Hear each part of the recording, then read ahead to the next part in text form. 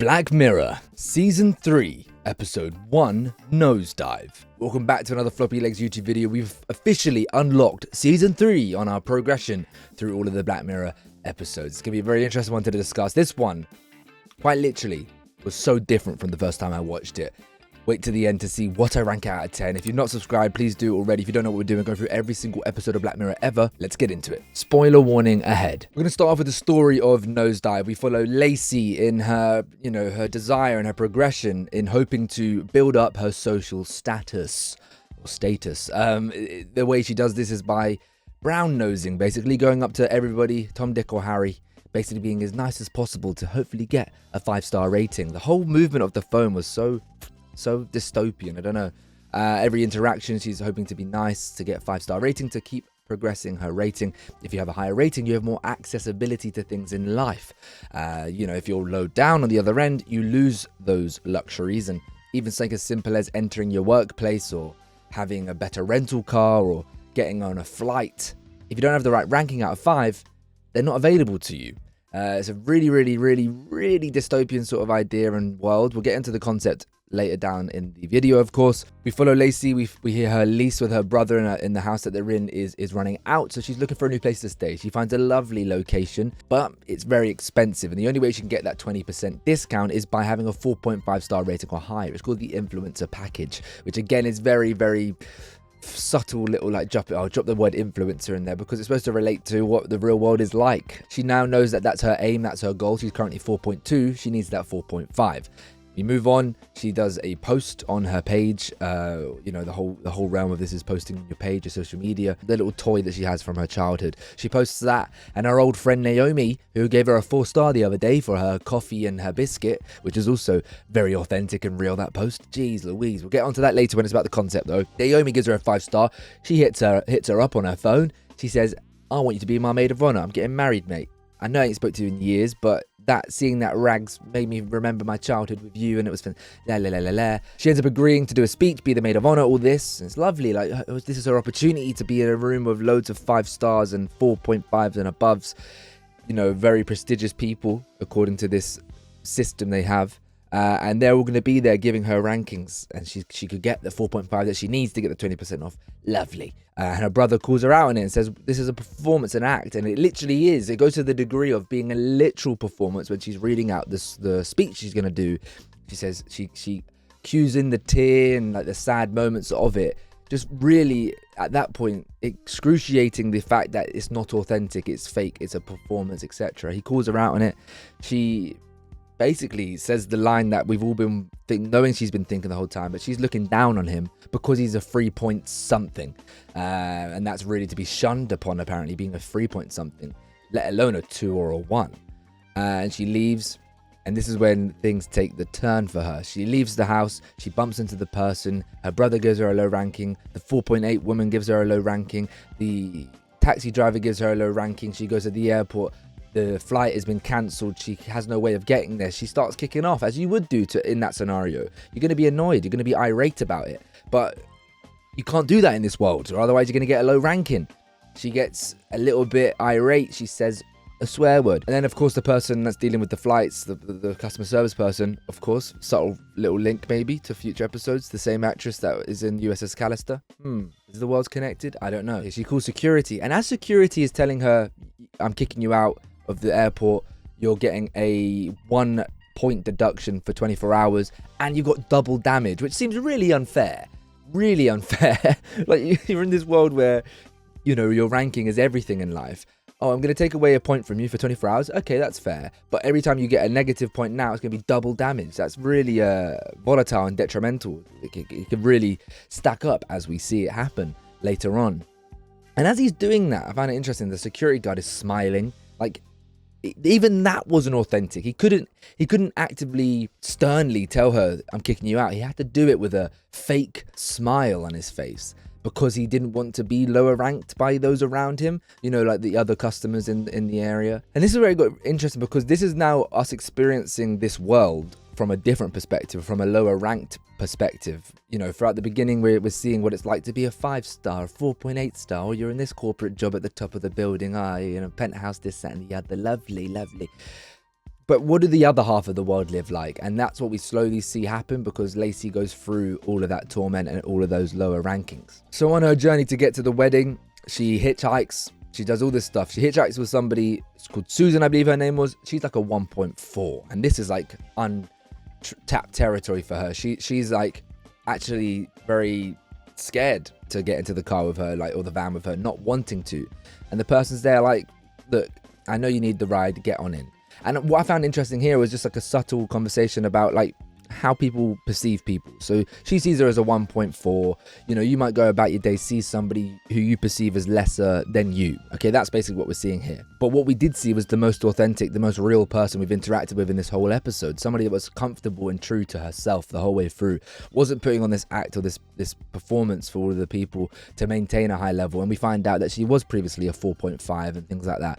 But she decided, you know, after losing her husband, after finding out that her husband couldn't get on the trial cancer experimental operation because he was 0.1 off of what was needed, of course that's going to make you realize and change your outlook on life quite drastically, and as it did. And I think those sort of messages and that sort of story being presented not just to us but to Lacey takes her even further on this journey. And then to top it off, Lacey gets the call from Naomi telling her that she's not invited anymore. She doesn't want her to be her maid of honor because her rating has dropped so low. And then she says, the cheek of it, the absolute cheek of it, the only reason she asked her to be her maid of honor was because she had a lower rating, 4.2 for crying out loud. 4.2, but she said it was good optics for them in front of all of those prestigious people to have somebody that was a lower ranking. And she said, I'd have let it go to 3 maybe, but lower than 3 or a 2 point whatever. And then that was too far for her. But like even that, all of the whole thing that she put forward to her was all fake. You could tell it was artificial, but not that it was completely selfish and vindictive, like it was all about narcissistic. It was all narcissistic from Naomi, which makes sense in hindsight. But in that moment, you see Lacey just lose that edge a little bit more. Of course, she ends up taking a dirt bike and all this stuff. That's a little bit silly, but she's on it. She's on her way to the wedding. And one thing I wanted to say here is like at this point, I think she's too scared to let go of the mask and the performance. She's too scared to give up on her true goal of getting a 4.5. She's too scared to do any of that. And she's actively like still trying to cling on to this life that it's all she knows, clearly. And once she gets to the wedding, she obviously does the speech, and it is just an absolute nosedive. I actually wanted to mention this. I haven't spoken about the titles of each episode properly. Previously, there's been episodes that have a good link to the story, and this one, Nosedive, is literally that. She's nosediving in ratings, and at this high-end, prestigious people wedding, they're all giving her low rankings, and then she gets locked up. She gets locked up because she hits a 0 rating. So we can presume once you're a 0 rating, you're clearly such a heinous person that you have to be locked up. And then, you know, in some sense that makes sense. You know, how you're not even just a 0.5 at least, but she went to 0. And in the process, she gets her eyes removed, like the lens that they've been seeing life through. She gets put in her cell, and we see there's another person there, and then they start effing and jeffing to each other. And it was quite beautiful, actually, because it was like they're finally human. They could finally be themselves. They've been bottling up all of those emotions and those feelings for however many years because they're trying to put on this act. And now they don't have to do that act anymore, and it's letting it all out. And it was the most human she's ever been. So I tried to keep it a little bit short there for the story. I don't know if I've managed that because this story is so good. We move over to the concept now. And the concept here is, of course, just social media on crack. You know what I mean? It's a very more engrossed, developed social media that we all are part of, where it's no longer just on our phones, it's for our eyes. It's everywhere you see is the profile of the person, is their feed that they're posting on every day. And I think that as a whole, as a concept, is incredible. This episode came out in 2016. At this point, social media is rife, it's everywhere. Instagram is very much what I feel like this episode is mimicking. And I think the concept as well links to real life in the moment, but also a potential dystopian future not too far away. So first off, this is basically what real life is like to some degree, with like the whole influencer lifestyle and people like that. If you've got 1 million subscribers, 1 million followers, 10 million whatever on Instagram, you have an access to certain things that other people don't now because of just your following, because of your perceived status, which is what the 5 out of 5 rating is in general, just a perceived status from other people. And I also found it very interesting. This was the first episode of course, the Netflix era of Black Mirror. Okay, they took it over from Channel 4. I believe Charlie Brooker had some mishaps with Channel 4, and then Netflix took it over and it became Americanized. Everyone cries about it. Well, we're going to be going through all these episodes now. I'm going to tell you, it low-key gets better. But I find it interesting. This is the first episode of the Americanized era of Black Mirror. Because to me, this story doesn't work as well if it is Brits. Us Brits, we don't move like this. We're not going down the street, you know, especially us Londoners. We're not going down the street jogging and going, hi, 5 stars.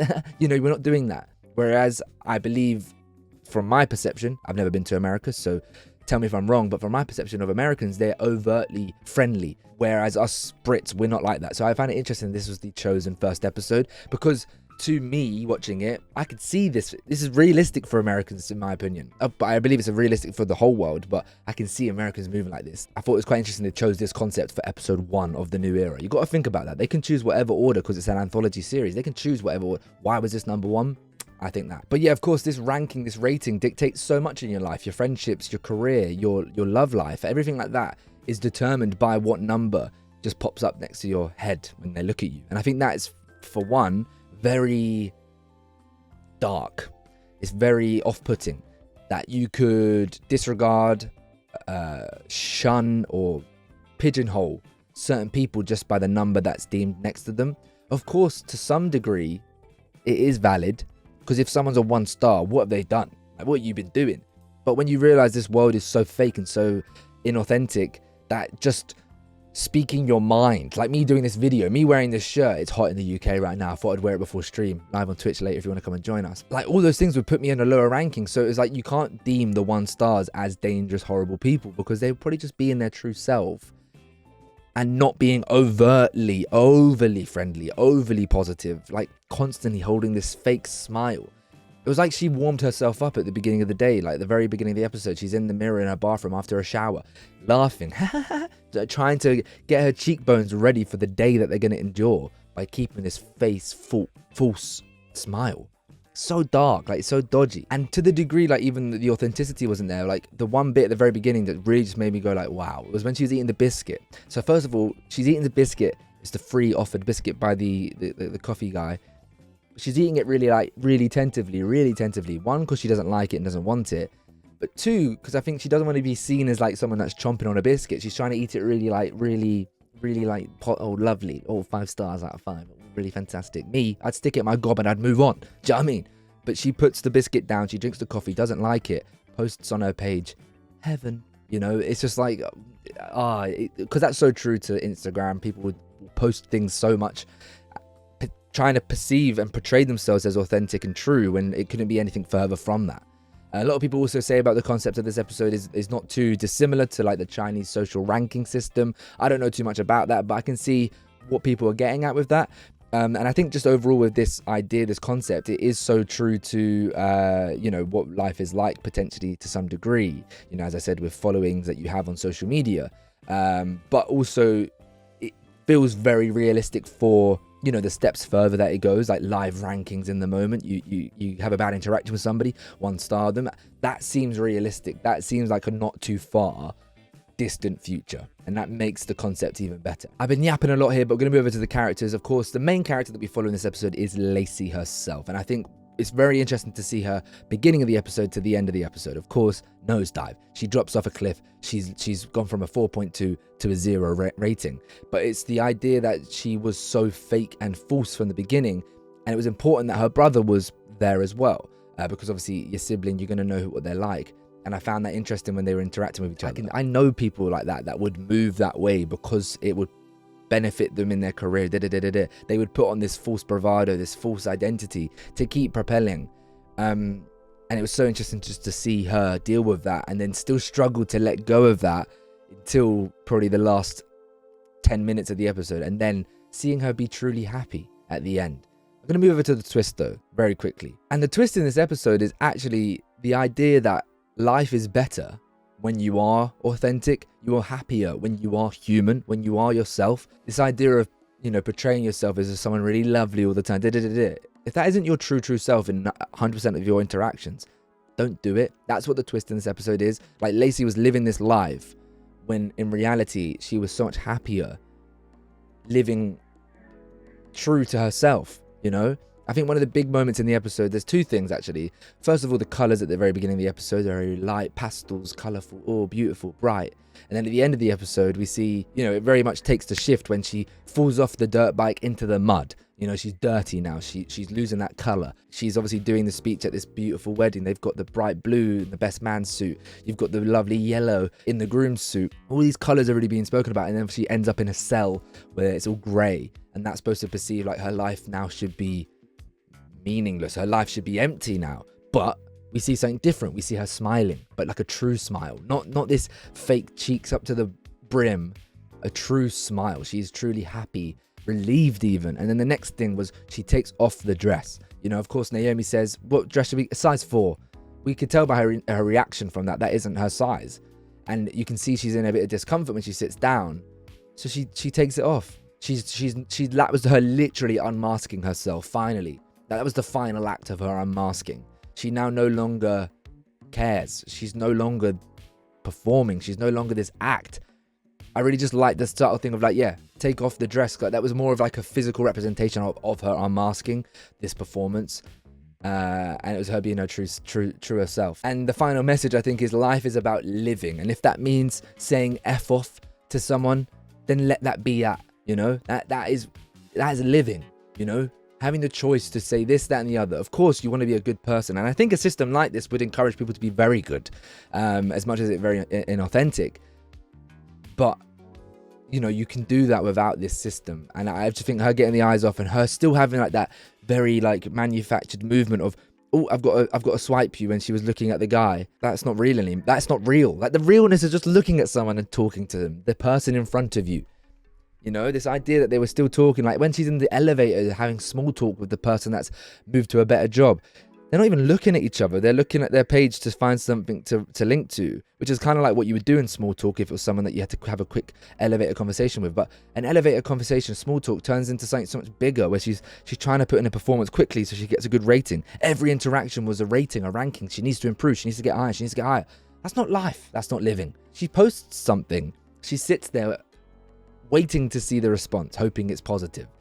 And it feels harsh, but that is so true to YouTubers, Twitch streamers, content creators, whatever. You do something like that, you do put it out there. I mean, any social media idea, if you want it to be something bigger than what it is, like just as like a fun pastime, I'd love this to be a full-time career and live off, you know, this. So when I do post, I want it to be successful. I want to see growth. I want to see this and the other. I could see her, I could see me and her in that moment. Throughout the episode, not so much.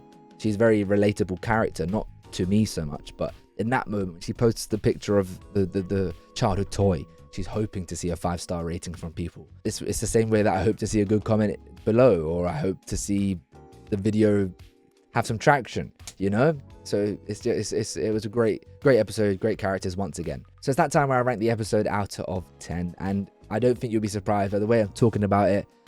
I rated this episode a 9 out of 10, and I actually want to say this is a prime example, just like Be Right Back, of when I watched it initially when I was younger. This one I thought, yeah, it's alright. I thought everyone who says it's the best episode of Black Mirror, I've always looked at it and like frowned upon it, being like, oh, God, they're really overhyping it, overrated. It's incredible. Like, the way I felt at the end of this episode was like this idea that she can finally breathe, like physically taking off the dress, but like can finally breathe, be herself. And it just felt like uplifting. But when you really deep it, she's now in prison. So what life can she live? Like, will she ever get out of that cell? Will she end up putting the lenses back on? It'd be interesting to see a future episode of this to some degree. Maybe not her, but somebody else. I don't know. But yeah, I love this episode. Let me know what you think about the episode in the comments down below. As you can tell, here's the ranking on the table. This is one of the highest rankings I've given, so maybe it should have been in my top 10. But yeah, 9 out of 10, unbelievable episode. Make sure you're back tomorrow to see my review on Playtest. And thank you for being here. If you're not subscribed, please do drop a sub. I'd really, really appreciate it. We're live on Twitch every Monday, Tuesday, Thursday. I've been Floppyleggs, and I'll see you when I see you.